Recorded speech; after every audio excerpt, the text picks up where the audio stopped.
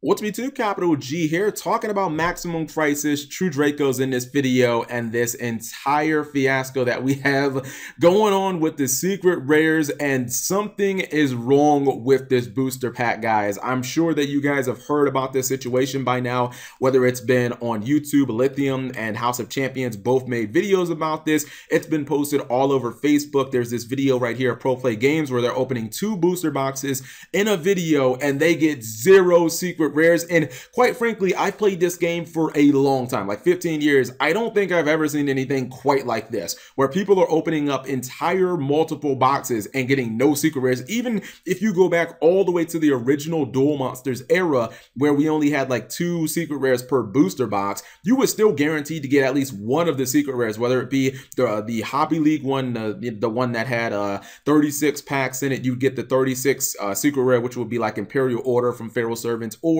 if you went to like a Target or a Walmart and you bought the 24 pack, that would be probably like the Genzo. That would be the 24 secret. And it's crazy because not only are people not pulling secret rares, but it seems like the ratios are completely screwed up, where people are pulling like 5 to 6 copies of Zark per every one like Dragonic Diagram. So it seems like all the good cards have been short printed, and then some of like the more anime cards, or anime, that's not a word, some of the more cards that are prevalent on the anime that may be more suited for like casual players, you're getting just flooded with those. This reminds me very much of the Secret Forces, where, you know, the old joke was people were trying to pull Brionics and they're pulling like, you know, pink dolphins and whatnot for Ritual Beasts. And obviously that was a set that was notoriously known because the Nekroz of Brionic it ended up being something crazy, where it was like 1 per every 6 boxes. And that's why it had that price tag of like $150 to $180 when it first released. And it's actually pretty insane because when you look at these cards from maximum prices,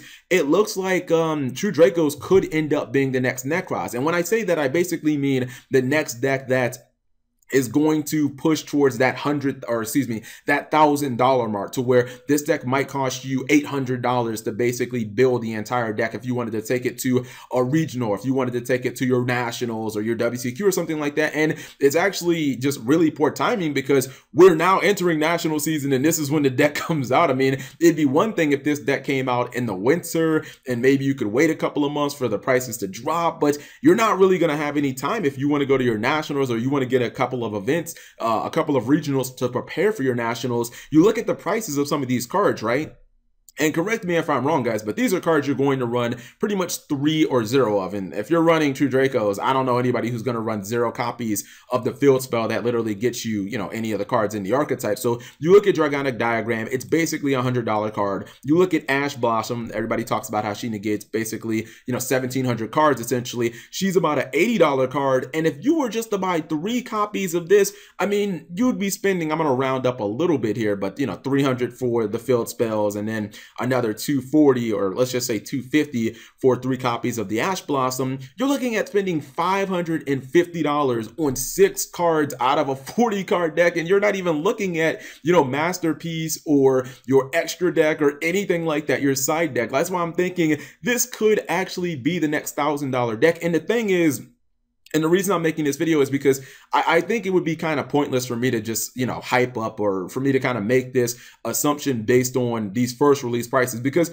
we know a lot of times the sneak peek prices are super high and then cards go down. I think that the opposite might happen with this, because you have people cracking open boxes that are getting no secrets. You have other people who are cracking open boxes and getting secrets that no one wants. And these cards just seem to be in such short supply. And then when you look at the OCG, as if that's a reference towards maybe where our meta is going to go, you look at the fact that they already have the new rules, they're already, you know, knee deep in the link format, and surprise, surprise, True Draco is still the best deck by a wide margin, and it pretty much skated on the ban list. So, I mean, a lot of people might be looking at True Dracos and comparing it to something like Zephyr. Let's say you want to play Zephyr right now.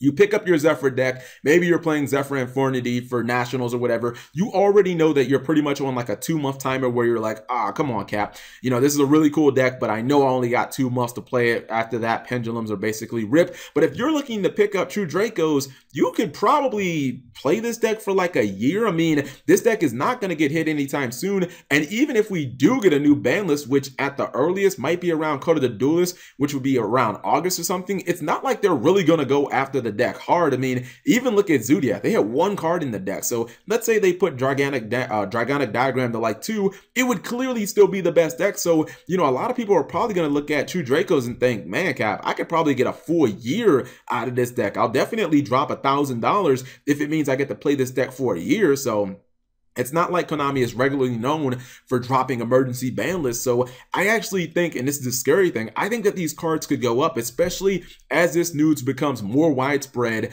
Unless Konami goes back and they fix like these ratios, unless they really address this, I don't really see these cards dropping in price. And that's kind of crazy because if you look at the way that ever since Breaker of Shadows, Konami has restructured the way that they're printing cards to where you're getting a holo in every pack, it makes it so a lot of times the market gets flooded and a lot of cards don't stay very expensive. They can't sustain the price because there's just too much, there's too many cards in circulation. There's too much supply and not enough demand. But if they're short printing cards and people aren't even getting secrets, I think the demand's going to just stay really sky high, and I'm not sure that the supply is ever going to catch up. So you guys let me know what you think. Obviously, this is like a tragedy because, again, I think that this was the thing that when Konami started putting you know, holos in every pack, I think that was trying to solve this type of problem to where we would no longer have cards like Draco Sack and Nekroz Brown, like where we wouldn't have $100 cards anymore. But it looks like this set is just, I don't know, it's a conundrum. Something weird just must have happened